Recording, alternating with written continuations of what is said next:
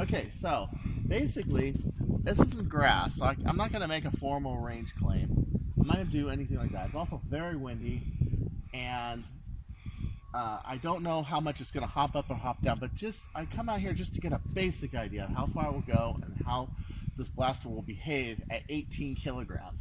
Some people have already done it in 14, but you know me in 14 kilograms, I call that the margarine of modded blasters. This is not margarine, this is full ass grade A butter. Alright, so aiming at that bush like I always do. Would help if the safety was off. I gotta get used to that with Nerf guns. Rifles are the only blasters with real safeties on them, which is sad. Maybe at the bush I usually aim at, and... Okay, all I got was your arm. Is that okay? No, you gotta get the blaster. Just the blaster and your arm? Blaster on your arm, right. Yeah, okay, go ahead, do it again. That landed just past the BMW. I mean, you can see we got wind going this way, so... Gotcha. Got a little bit of a hop, but it does actually go pretty straight. Let me hop it down. Let me aim it down just a little. Aim down just a little, that's what it does. But I do have to aim it down quite a bit.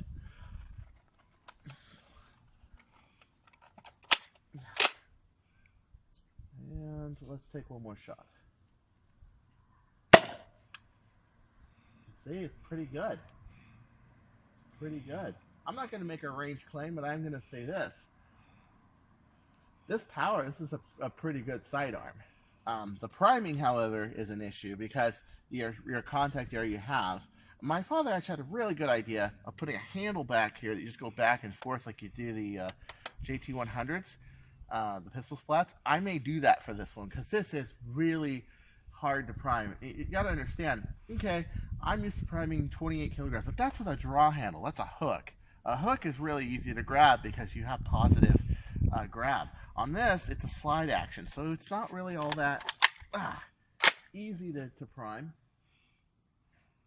But it's rewarding, and if you arch it just a little or you just point it straight, that's doing pretty far. Look at where that landed. Manhole, almost to the manhole cover. Yeah, just a little bit of hop. Wow, that's really great. All right, well, let's go inside and talk about this for a bit. And then I guess I'll conclude this video. Okay, so my conclusion is this. Wow. The first shots I was getting, and I was really windy out there, but the last shot I fired had no wind. And the first shot I was getting was doing probably just over 100 feet. Just over, maybe 104, 105. Then, so if I dived it so it didn't have any hop, then it would do about 100. If I fired it normally just straight out where it had a couple feet of hop, because that's the way that the ball bearing ammo works, really. And airsoft, it's the same thing. When they call a flat shot, they call a flat shot when you're shooting at something straight, it hops and then goes down. But I've seen airsoft have 2 or 3 feet of arch before it actually goes. So their idea of a flat range test isn't ours. But if you fire it offhand normally and has a little bit of hop at the end, it's doing in windy conditions or semi-windy conditions, I would say, it's doing 100 to 120. But it's that last shot where it had no wind. Wow, was I amazed! I don't know because it was the second to last ball out of the hopper, or because there was no wind. But for some reason, that ball just sailed and went all the way to almost the manhole cover, and I mean a foot away from where the manhole cover would be. Everybody knows that's a pretty damn far distance. That's about what an Ultramat Sharpfire will do, about that distance. And with 18 kilograms and just changing out 2 springs on it and taking out some of these internal locks, I just don't like them. That's pretty damn far. The good news is this holds up really, really good. Now let me give you the bad news. The bad news is that the spring is not really all that commercially available. The closest thing you have is Gas Arrival Explorer has a spring like it, 2 millimeters by 14 coils. That would be 12 active coils at 5.75 inches long. You have to cut down 2 of those coils just to fit it in here. And the prime is outrageous because this handle surface isn't the greatest. However, I am going to do a mod that has a handle that goes here and here. I may do it out of fiberglass. I may do it out of metal. I don't know yet. Maybe fiberglass and metal. Not sure yet. But I will say that the prime is horrendous, even for me, because you don't have positive action like you do with the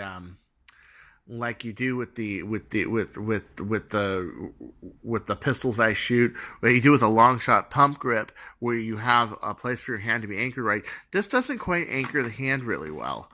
The sharp fires, of course, as you know, on top of the slide you have this boom and boom there, and the 2 little top things. And the nice thing about them, even though the sharp fire grip is really small, you can grab those 2 things and it'll anchor your hand. On this, the archer hand is not really that anchored. That appears to be a problem.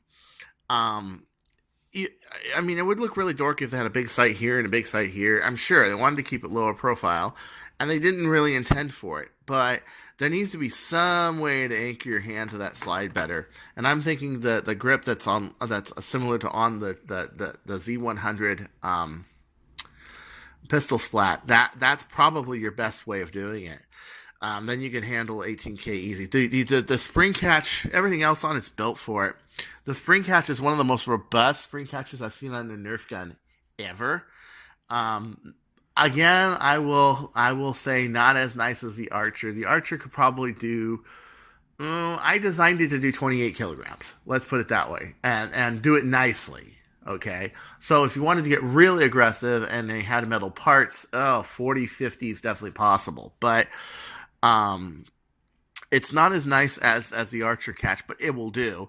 I measured the catch, and I noticed it's the same exact contact area as I was going to use for the Archer, which kind of pisses me off because I know somebody got that piece of information from somewhere and said, hey, let's make it exactly this much because Chris decided it was best.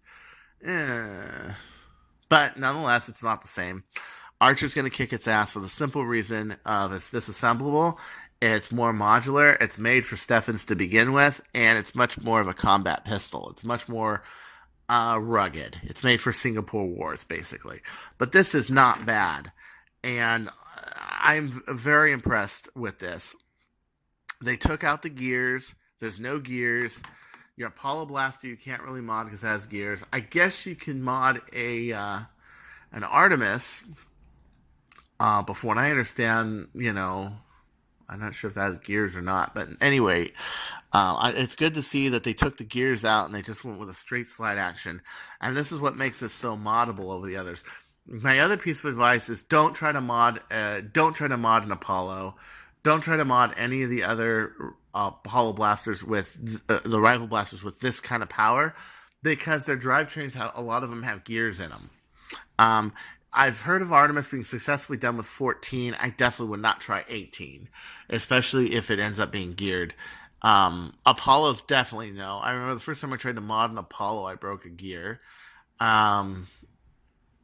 Yeah, just don't do it. Just don't do it. But this, because of its simplicity, actually has more modding potential. And that long shot spring, using an actual heavy gauge long shot spring like you would put in your high-end blasters, actually gives the trigger a lot crisper of a feel. And it works extremely well. So at any rate, I just wanted to give you an idea of how far it would shoot and how powerful it was. I mean, you can see the wind out there. The Santa Anas are really just kicking up.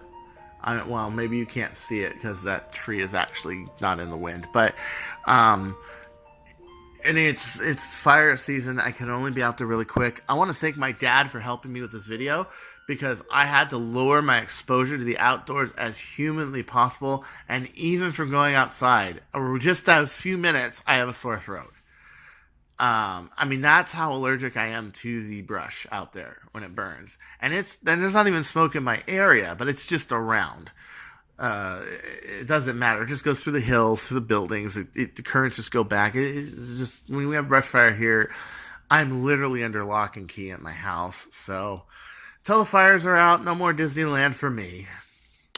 But at any rate, this is Chris Cartaya.